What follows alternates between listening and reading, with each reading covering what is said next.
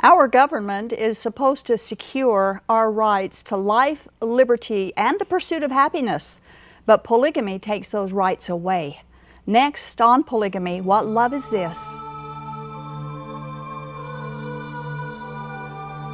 She was born into polygamy. Her family followed the teachings of Joseph Smith, all of them, including plural marriage, especially plural marriage. Like many young girls, she had been promised to a man who was her father's age. But she fled. She ran away. She preferred an eternity of outer darkness to a life of polygamy.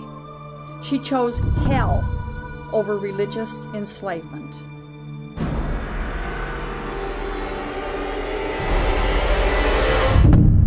That girl was me. After I fled, I thought I was free, but I realized I wasn't free. I was lost, alone, desolate. No home, no hope, no life. Then Jesus Christ found me and rescued me, and He loved me. In His love, I found real freedom, a real home, a real life. And Jesus offers you the very same thing. He is a shield to all who will take refuge in Him. He has been a refuge for me, and He can be for you too. Knowing the surpassing love of Jesus Christ today, this is why I can look back and ask, polygamy, what love is this?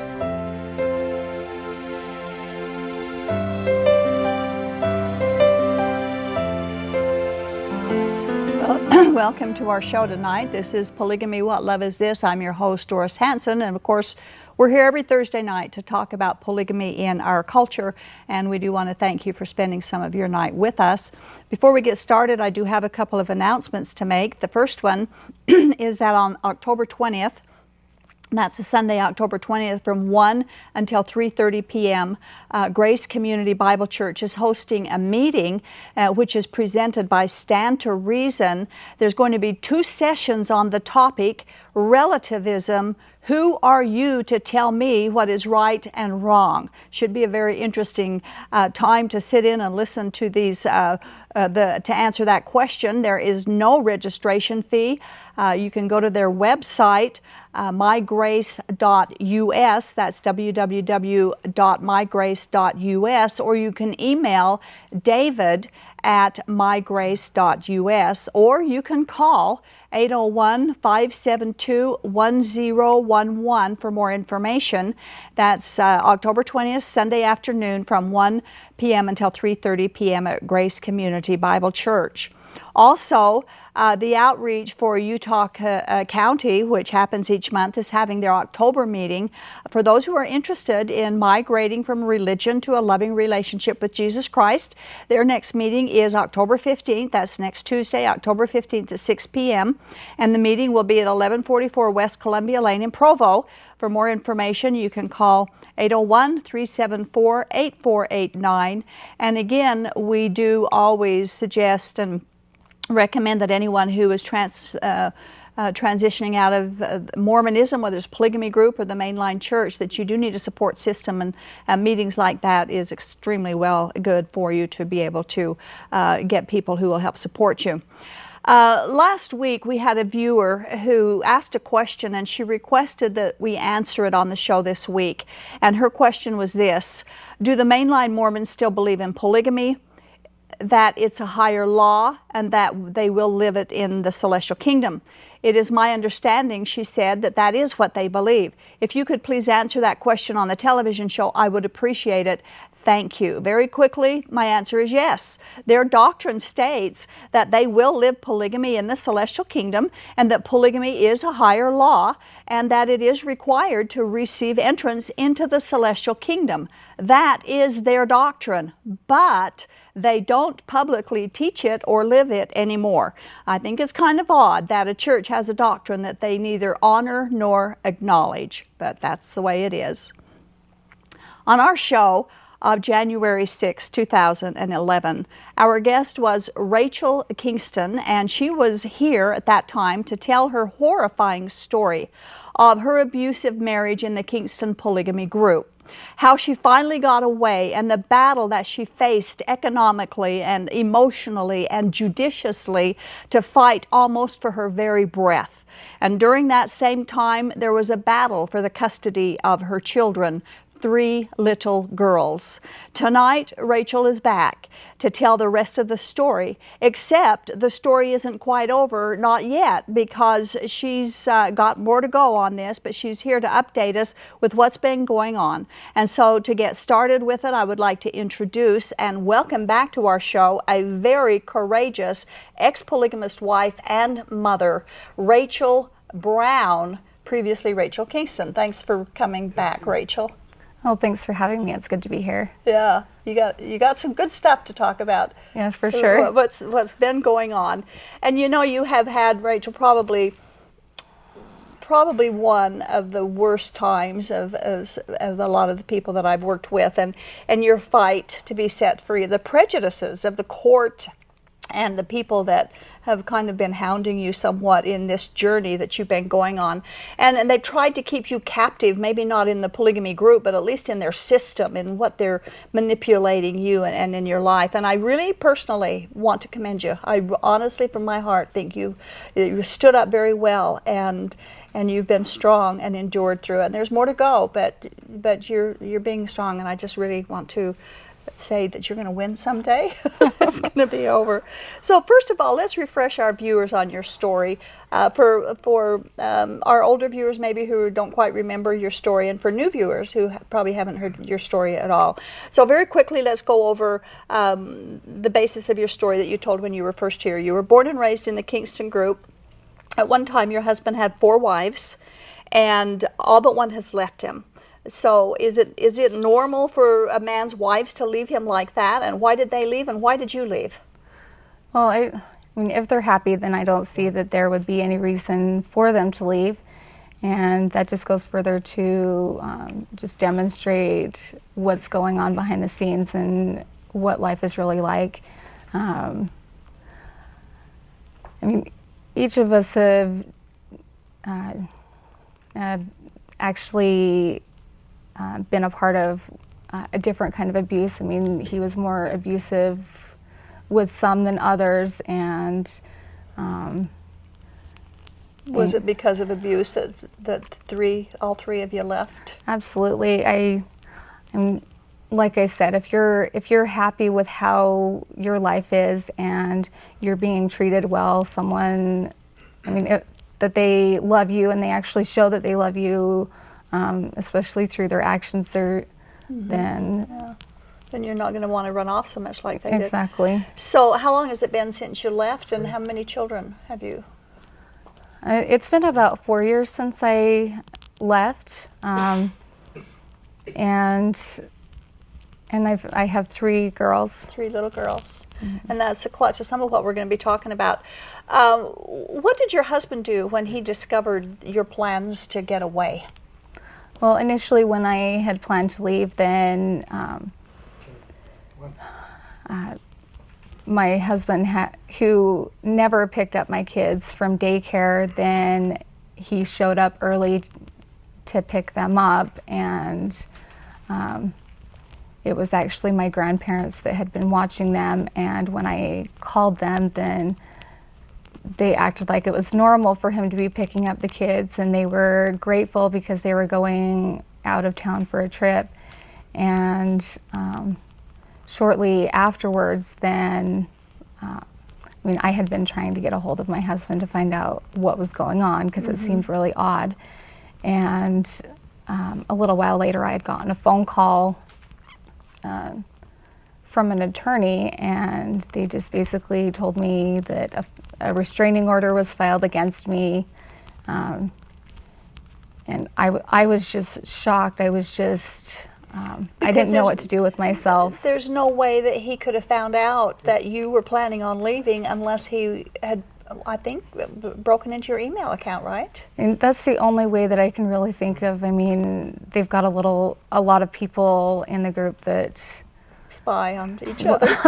well, technology savvy and just know how to Yeah. work their way through a computer and whatever else it might be.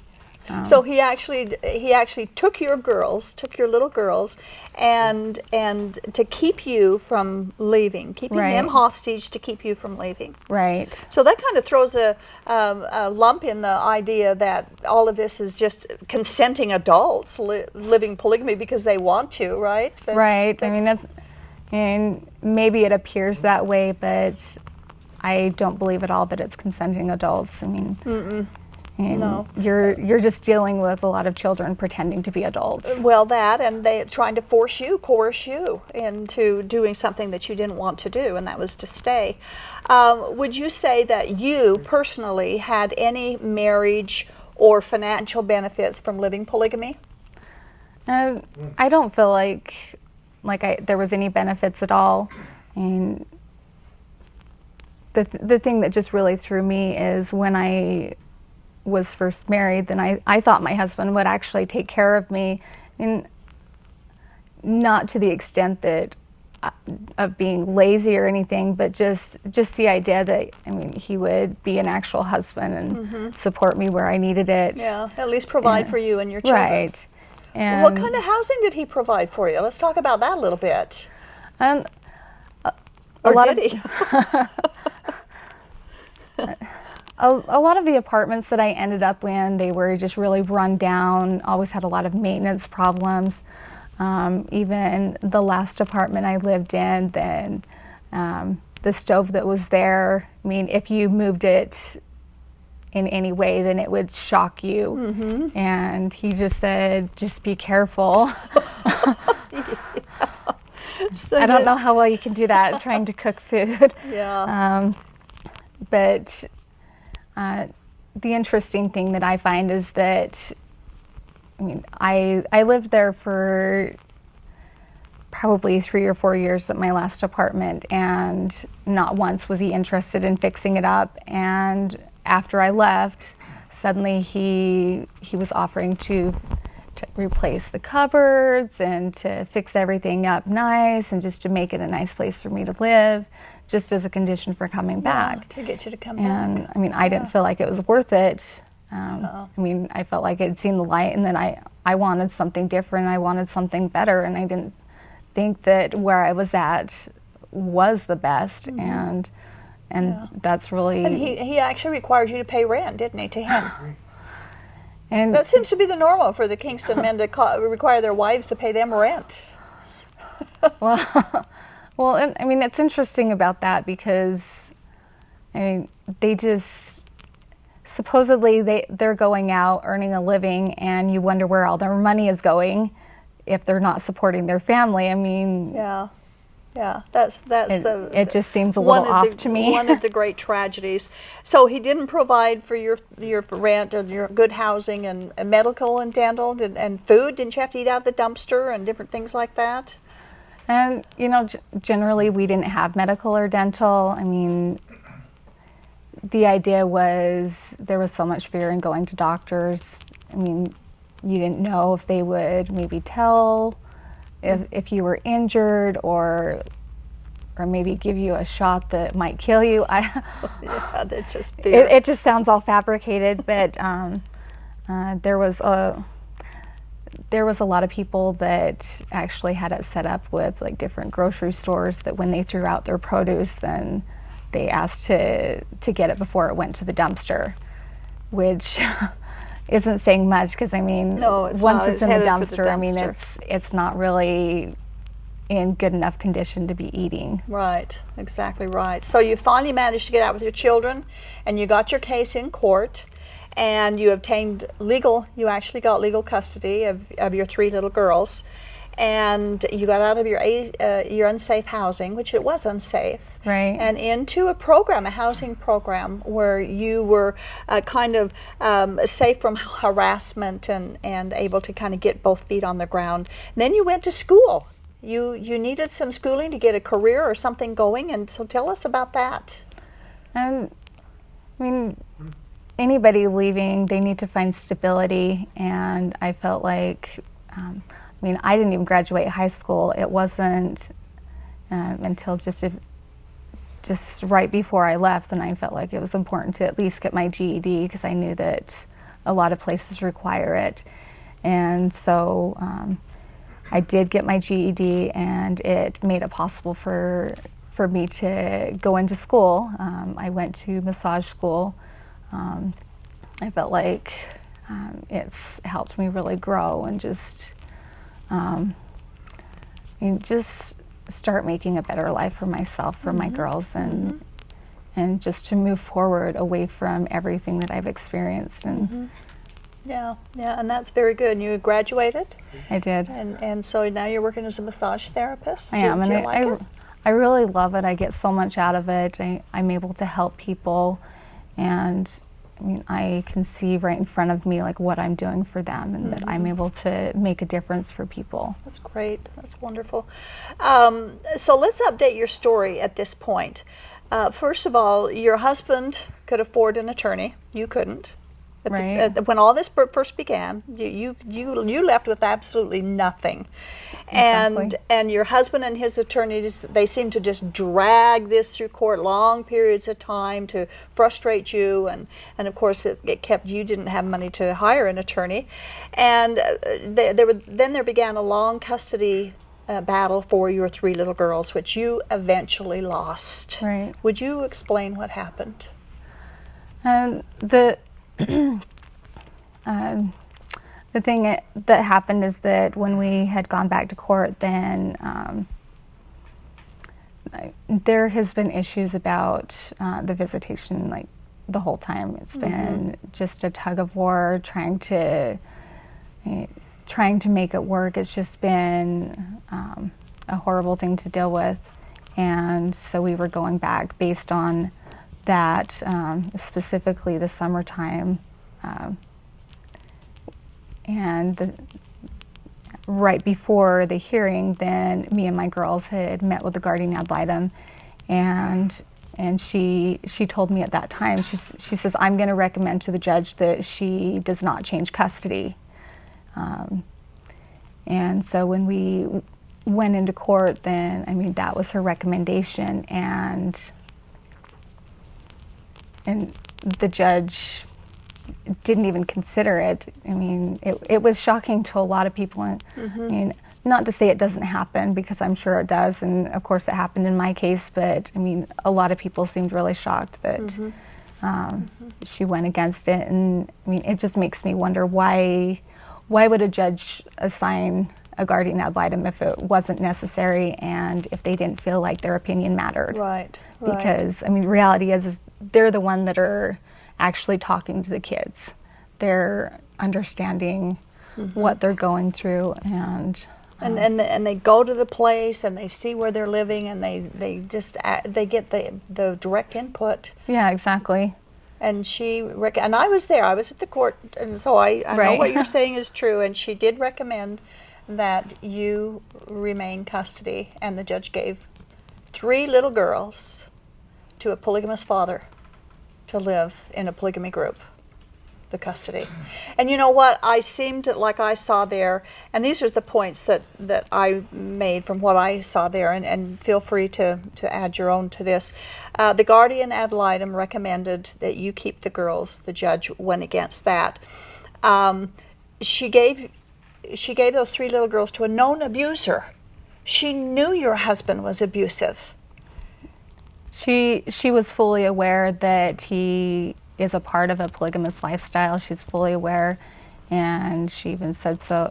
She even mentioned it in our divorce papers.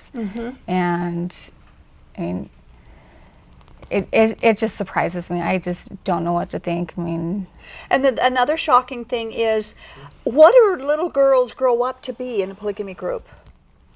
Well, I mean, they grow up to be plural wives, don't they? Well, exactly. I mean, you just grow up to please your husband, please the men, and you really don't have a voice. I mean, you're just expected to just sit back and do whatever they say, and you're not allowed to speak out. And if you do, I mean, who knows what'll happen? And it's just terrifying to even think of what they may do. And the judge knows polygamy is illegal. And yet she gave those little girls. I don't know what to say. And she also knew. And how many children the first wife had? The one that is watching your kids now. So when we started initially going through our divorce proceedings, then she had 3 children, and since then she's had 3 more. So she's got 6 little ones. 6 of her own and 3 of yours. Exactly, and they I don't know that she could really ever truly love my kids. She could say it all she wants, but I just don't believe that. You can truly love someone else's kids. It's just way too many kids in a household anyways. It is. It definitely is. And I really believe that from everything I saw, that the judge did not have the children's interests at heart. It sounded like, to me, it looked like she was trying to punish you, and the way she could punish you was to take your kids away from you. She didn't consider the best interest of the kid. Now, I know there's a lot of people out there that work with the legal system that probably thinks that I'm up in the night saying something like this, but that happened. I saw it. That happened. Well, the thing is that I tried to reach out to the judge and just let her know, like, this is what I've experienced. This is the abuse that I've experienced. This is what I've been through, and I hope that you can consider that in your decision. And she seemed to turn around and make it into that I was retaliating against the court and not doing what they wanted me to do. And so her comments were, she's like, these kids are going to have lots of time with their dad. And it just makes me sick because polygamy is illegal, and whether it's talked about or not, there is abuse that goes on, and it's not safe. And whether it's talked about or not, the entire case, he was an abuser. It wasn't a secret from the judge, from the attorneys, from the guardian ad litem, from anybody. He was an abuser. Even when we were going through our proceedings, then there were actual documents that he admitted to abuse, specifically to my son that passed away. And he admitted to beating him, and there was no consideration. There was a DCFS worker that said that she knew he was an abuser, and she wanted to make sure that got out. What happened with that? I just don't know what to think. From what she told me, I thought that there may be actually something done, that there was really someone that was interested in the best interests of my kids and them being safe. And when we had a follow-up hearing, then she showed up, and there was another caseworker there. She wouldn't say anything about what was going on. She just said, it's been turned over to this other casework. He's got it from here. So she wasn't able to follow through and make sure that his abuse was... Yeah, she wasn't able to do anything further. I don't know if maybe she was threatened, bought off. I don't know. And it just surprises me. So... another point I'd like to make in this too is that he claimed that he couldn't afford child support to you for when you had custody of the girls. He claimed he couldn't afford, full child support for the children, and yet he has 3 more kids and then has yours too. So he added 6 more kids to his household after he couldn't afford child support for your kids. And surprising enough that during our divorce, then suddenly his wages were decreasing. He claims that it came down to a choice: either he loses his job or he takes a pay cut, which I find hard to believe because he works for his dad. And and somewhere along the way, then he actually signed up for public assistance, and he gets public assistance now for as far as I know, for all of the kids. Wow. They pay the system, they call it bleeding the beast, and the polygamy groups do that. That's part of their modus operandi. So, so the judge, did she require you to pay child support now? And at the hearing, then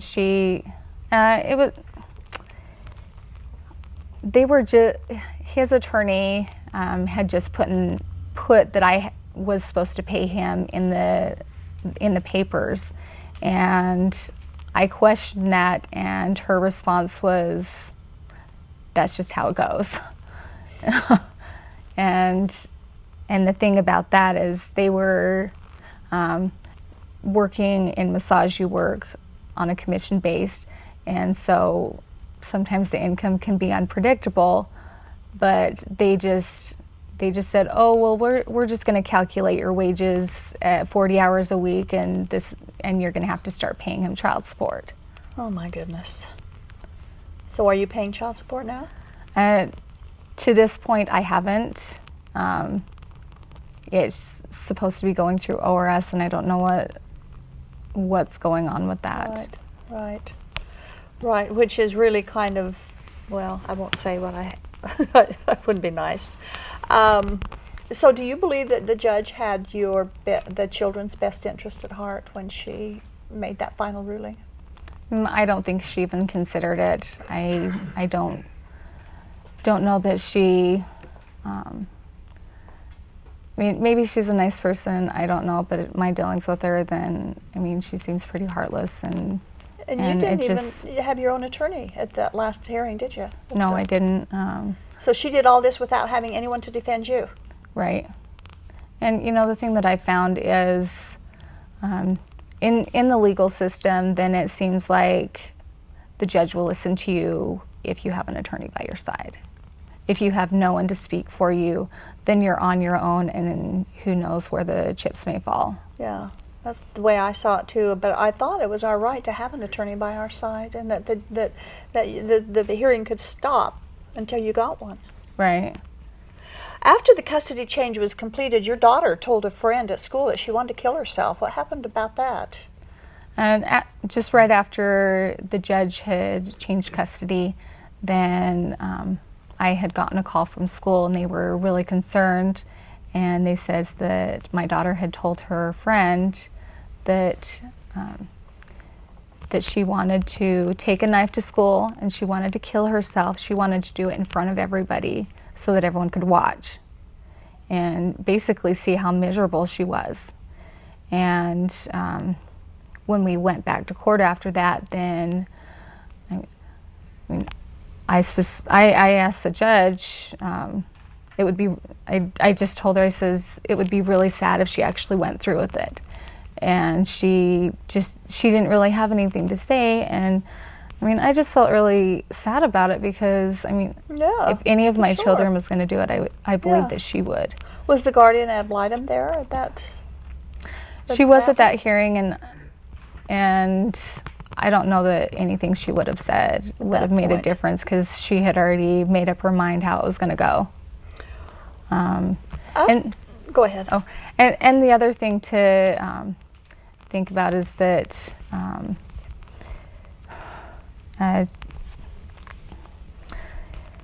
sorry, I lost my train of thought for a second. Train of thought. Okay, your daughter. You were talking about your daughter. If she was going to do something like that, it really concerned you. Did you lose it? Okay. Well, we've got more questions here anyway. So after all of this, what is your opinion of the available legal help for those who are escaping polygamy? Have you found that many of the attorneys are afraid of the P word? I think you put it one day.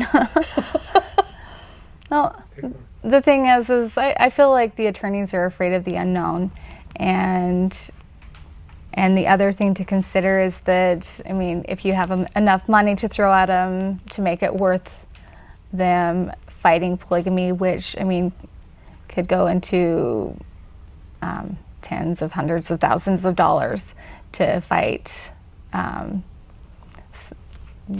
whether it's a polygamy group or someone within the lifestyle, and they just don't. I mean, they just don't want to take on. They don't want to go on that. Those kind of people. And the sad part of it is that normally when a woman leaves polygamy group, she has children normally, Right. and she wants the children to get away from the abusiveness of being raised in that environment, but she comes out with the clothes on her back and nothing more, and she can't pay an attorney. And so justice is served only to those who have the money to pay for it, not for those who can't get the good attorney.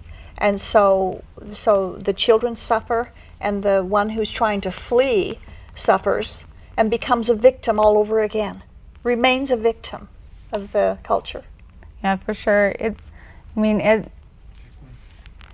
There's such a need for legal help for people that leave, and it's just not there. And I mean, I don't know whether people are afraid to just come out and say, "I'll help you. I'll be there for you. I'll take you through it all." I mean, it's really frustrating, and it's such a challenge to not have that, and that's just the biggest need. And they can pay the polygamy groups can pay the attorney bills, or they have their own attorneys. You can't pay, and so you don't get. It's definitely a system that's set up that you can't win from that. So That's for sure. So I think right here, before we open up for the phone calls, I would like to say, you still want to find an attorney. I do. Who will fight for you to get those kids out of the polygamist home, a home of 9 children, all of them under the age of what? My oldest is 10. So 9 children, all under the age of 10 years old, and back to her custody, and fight for the rights of those children before a judge who will not penalize Rachel by hurting the children. And the injustice in this is, and I'd like to say this and see if this fits. When a woman leaves a polygamy group, when they're raised in polygamy, they believe that they're taught that anything outside of the polygamy group is corrupt. It is bad. All outsiders are bad, including Right. the court systems, obviously. And they're also taught that they're not required to obey the law. They're above the law, so they don't have to keep the law. That's what we're taught in the polygamy groups, and females especially are supposed to obey the man, the male, the father, then the husband, the leader of the group are all male. After all, they're going to be future gods, and you've got to learn how to submit and surrender to these men and to their authority, no matter how unjust it is. So when you leave the polygamy situation, when you first get out, you're still brainwashed. It takes a lot of work and a lot of unlearning a lot of things in order to even have the courage to speak out and to know what you're speaking out for. Would you say that was pretty good analogy of what it's like? I would say that's pretty accurate, and I don't think that you can ever completely get rid of all you've experienced. I mean, the mental and emotional trauma will always be there. It's just a matter of learning how to work through it and being able to be free of it, because it can only hold you back if you do nothing. And right now, your girls are being subjected to that brainwashing, that mental abuse, physical abuse, if he's continued to be physically abusive like he's been in the past.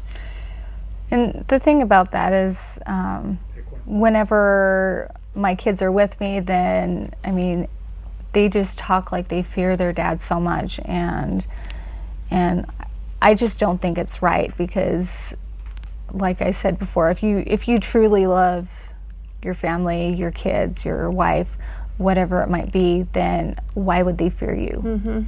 Exactly. I mean, they are scared to death. Yeah. Respect is different than fear. Exactly. And respect, of course, we would think. Well, I think we need to open up the telephones right now.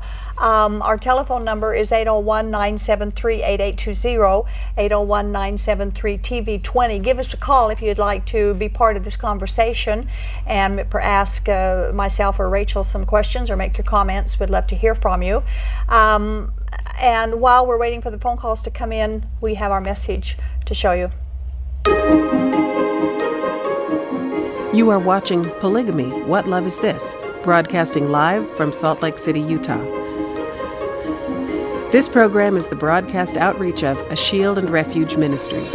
Shield and Refuge is a point of first contact for Mormon fundamentalists who question the doctrines of the religion or who are actively seeking for an opportunity to escape the polygamist lifestyle. Examining the claims of fundamentalist doctrine against the backdrop of biblical truth is central to our efforts. We invite you to contact us. Call toll-free at 877-425-9993 or email us at tv@aboutpolygamy.com. We want you to know that we've made available to you some outstanding resources free of charge. You will find them at our website, www.whatloveisthis.tv. There you will find the DVD, Lifting the Veil of Polygamy, which documents the real-life stories told firsthand of those who were lifted out of the culture of polygamy through the power and love of Jesus Christ. Also, free of charge to you is the booklet, Is Polygamy Biblical? It explores plural marriage in the context of God's Word and answers questions like, did God ever command polygamy? Is it part of God's plan? While you are at our website, make sure to take advantage of the archived episodes of this program, which can stream on demand directly to your computer. There are more than 100 shows to choose from. And if someone you know is unable to view this program via live broadcast, recommend that they visit this same website every Thursday at 8 p.m. Mountain Time to watch this show through live streaming video. Simply follow the links to the live streaming video page. If you are watching live tonight, we invite you to call us as we open our phone lines.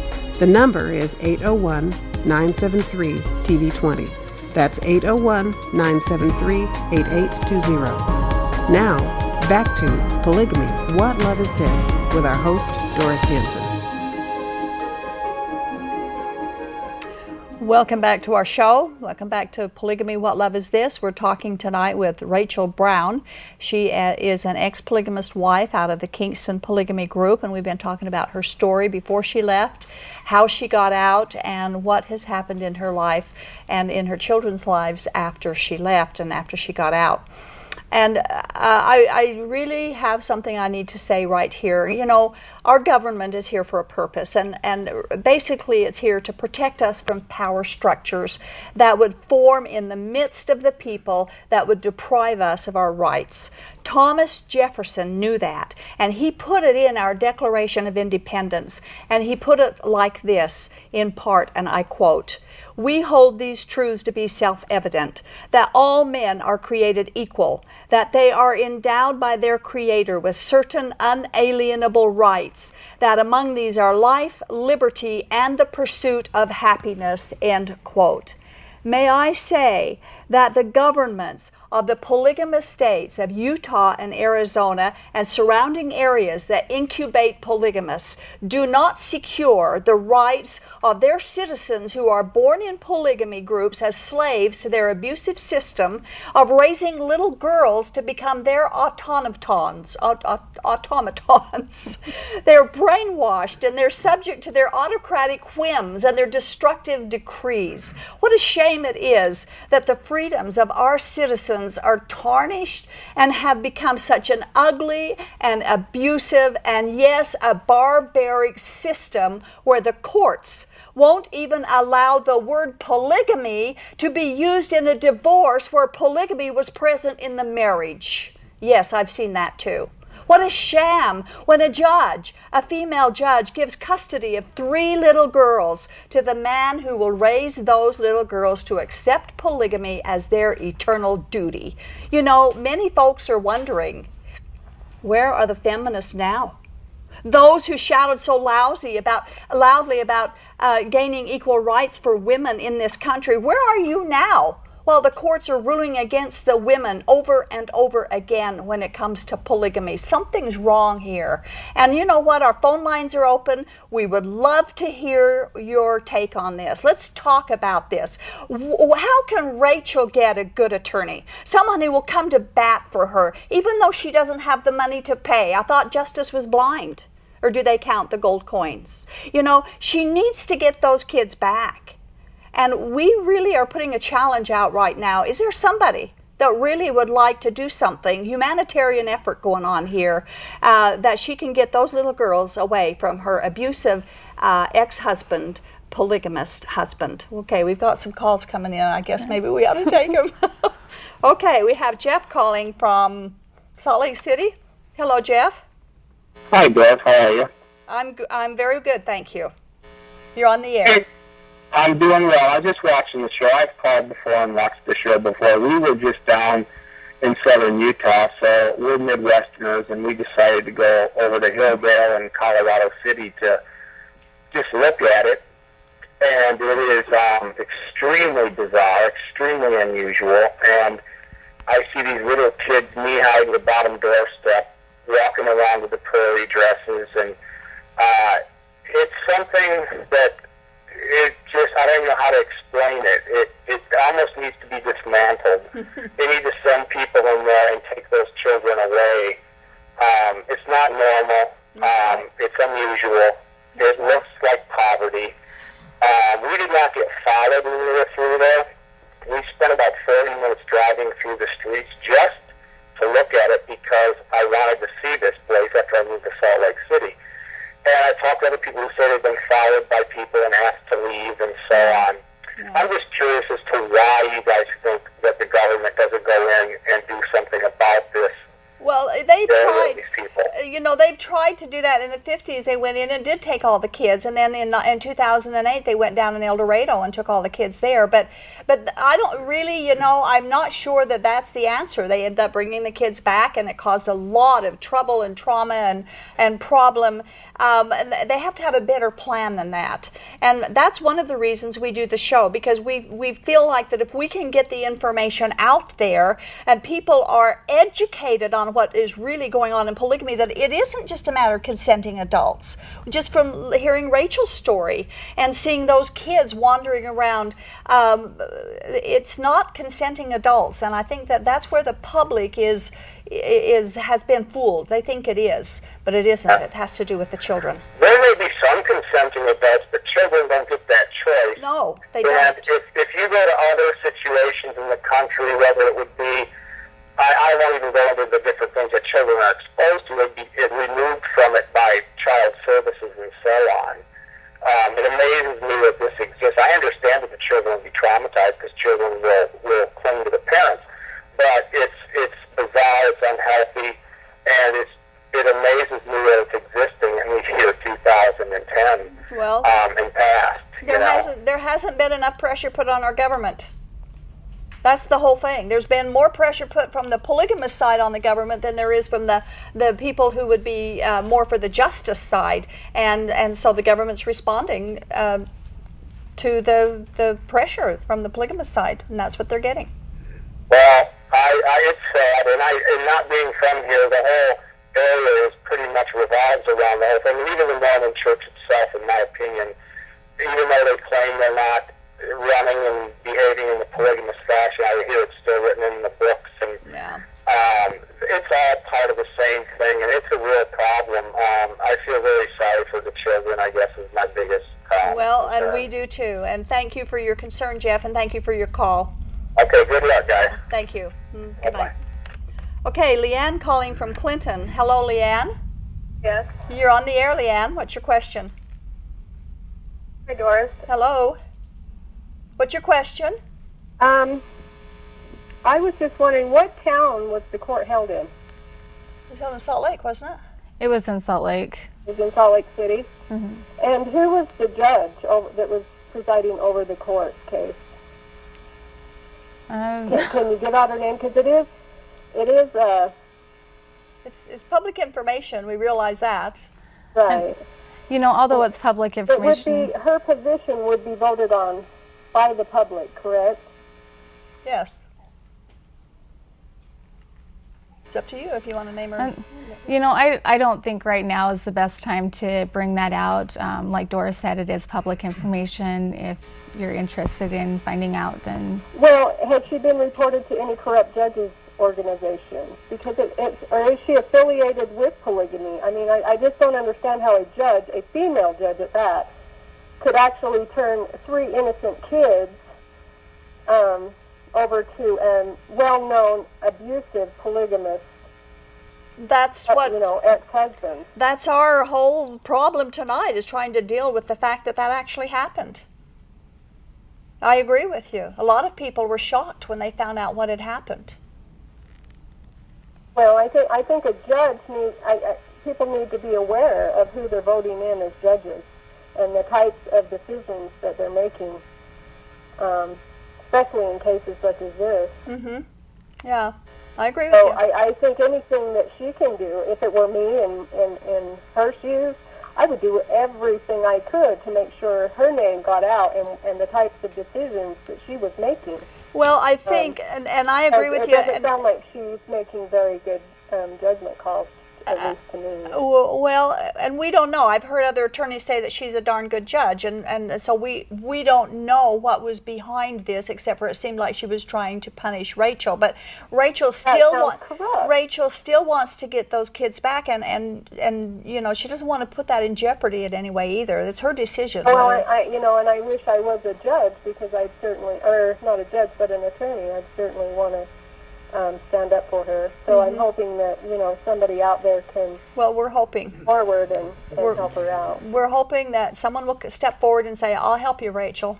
So no if matter I what want to it find takes. out who this judge is, and I just look up her name into the Salt Lake City judicial system. If you want to leave your name and number and give it to me after the show, then Rachel can determine whether or not she wants to call you back and give you the judge's name. Okay, thank you. Okay, thanks. Okay, we have Josh calling from Monticello. Hello, Josh. Yep. Yes, you're on the air.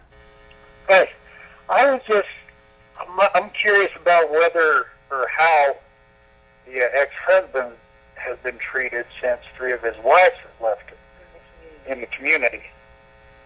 How he's been treated? Do the other men, is he being ridiculed by the other men because 3 of his wives have left him, or is that part of what's motivating him to fight so hard for this? And there's a lot of people that are aware of what kind of person he is, even within the group.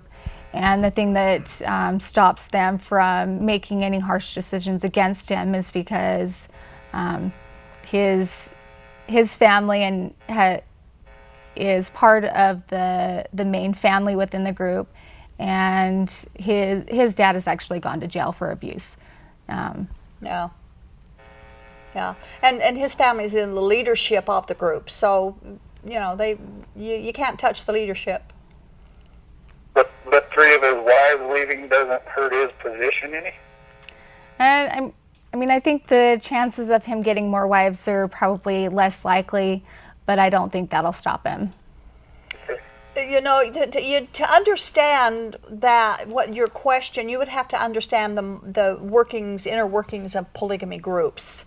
If somebody walks away or leaves the system, it's their fault. It's not the fault of the system or the people in the group. It's the fault of the person who's leaving. Okay. Yeah. I understand that. Yeah, that's the way it works. So maybe it's the women's fault for leaving rather than his fault for beating them up. Yeah, so they just have a totally backwards view of reality. Life, liberty, and the pursuit of happiness is not something the polygamy groups get to enjoy. All right. Well, thank you very much. Thank you for calling. Okay, lines are still full, but we don't have any calls coming in. So I want to say something, Rachel. During our last show, you said something that I had written down, and is so good, I wanted to repeat it again tonight. And for those who are watching, especially those who are in polygamy groups and maybe are considering you'd like to get out, but you said something about how you were feeling while you were still in the group, and this is what you said. Even though it seems like there is no hope, you need to stand up and be strong for yourself and your kids. There are people that can help, and the resources are there. I remember all the times I felt dead inside and just struggling to get by day to day. Since I have left, I have learned more about myself and what life is all about. I wish I could take all those years I lost back. I'm taking the stand for my kids so they don't have to struggle in the same ways I did. Does that advice still remain? Do you still feel that way? Absolutely. The thing that you need to realize in leaving that kind of lifestyle, it takes a lot for you to realize that you deserve more, and that your life is worth it, and that your kids' life is worth it enough to get away from the abuse and find something better. Find something better. Would you still say that to somebody watching the show tonight who maybe you're thinking, I want to get out but I don't dare, or I can't leave, my only chance for heaven by leaving, or whatever other reason it might be? Absolutely. I think that there's a lot of resources out there that are familiar enough with what goes on when you do leave that kind of lifestyle. And there are people out there that will help you just to start over again. Absolutely will. And you said that you felt dead inside. You said, I felt dead inside, just struggling to get by day. Do you still feel dead inside now that you're out? Not to the same extent that I did before. The thing that makes me still feel that way is that it just makes me sick that my kids are forced to suffer that lifestyle. And I'm just helpless on what I can do, and I have little to no control over it. And it is painful. Although I've seen a huge difference in you myself since you did get out. I don't think you're as dead inside as you're just hurting now for your kids. Yeah, absolutely. I think would be a better way to say it. Okay, we have an off-the-air question. Is there a fund set up where people can donate to help hire a lawyer? We have our organization, a Shield and Refuge Ministry, helps people leave polygamy, and we have a fund set up we call it the Hagar's Fund, and it helps people who want to get out and they need and they come to us for help, and we could set up a certain thing like that. If people wanted to donate specifically to the legal fund for Rachel, we'd be happy to take that. It's tax deductible. We do send out receipts for tax deductions, and so yes, we certainly do that. We have line 1. Candy is calling from Logan. Hello, Candy. Yes. You're on the air. You're on the air, Candy. Turn your television volume down. Okay, it's down. My question is, I would like to know how Rachel was able to get an attorney, without an attorney. She did not have an attorney, is my understanding. How was she able to get her case into court? And then also just a quick comment, if any attorneys are watching, I just hope and pray that they would help this woman. Okay. You have that. If you could just answer how Rachel was able to get it into court in the first place. Okay. Thank you. Thanks. The thing you find in the legal system is there's a lot of people that do go to court for themselves, and that's kind of what I was stuck doing. But also in the beginning, he filed a restraining order against me. He filed a separate maintenance, which was basically a legal separation. And that took it to court just like that. And so it took it to court that way. And later on in the process, then I basically requested to change it to divorce instead of just a legal separation, because I felt like it needed to be a permanent separation rather than just something temporary. Right. So they got into the court system because he took the kids and more or less held them hostage for you, against you, to not so that you wouldn't leave. And of course, it kept you from leaving at that particular time. You left eventually, but it was a different time and a different way. And it was just an initial thing, and then later on, I felt like I was ready to leave and just completely get away. Right. Okay. I hope that answered your question, Candy. And thanks for challenging our legal minds that are watching the show. Line 3, we have Mike calling from Salt Lake City. Hello, Mike. Hi, Doris. It's Mike. Hello, Mike. You're on the air. I wish that she would reconsider naming the judge, and I'll tell you why. There's a general election coming up. Yeah? If the judge's name were out there, people could check, no, do not retain this person. I agree with Leanne from Clinton. I wish Rachel would reconsider. And by the way, she's a lot stronger right now than she was when she first left, when she sat in my office. You know who I am. Yeah, I know who you are. And you're right. Hurt and terrified. She's grown a lot. I think she needs to buck up and spill the name of the judge so we can get rid of the judge. Okay. Start from the top down. Okay. She's hearing you. Thanks, Doris. Talk to you soon. Okay. Thank you, Mike. Good night. I don't know if you remember when we met him, but I do. You know, I don't know that I feel comfortable saying it on the air, but if you do call in or email or whatever it might be, then I have no problem giving you the name of the judge. Okay, so that's Rachel's. It's her story. She gets to say that. When you first entered into polygamy, of course you were raised believing that's the culture, that's what you did. Did you know it was against the law at the time that you went into it yourself? You know, we never really talk about that as much as we just believe that being God's chosen people, that we're above the law and God is more important than what man will say or any rules or laws that they might make. So, I mean, they just felt like they were above the law. Interesting. It'd be interesting to know what law, you know, because there's no law in the Bible for polygamy. And there's no law. Of course, Section 132 of the Doctrine and Covenants is their Mormon law for living polygamy. But they say it's a God's law. But I'd like to see in the Bible anywhere where God even came close to saying polygamy had anything to do with eternal matters. Wow. I think it just comes down to, like, you just make it up as you go along, and it just suits your needs for the moment.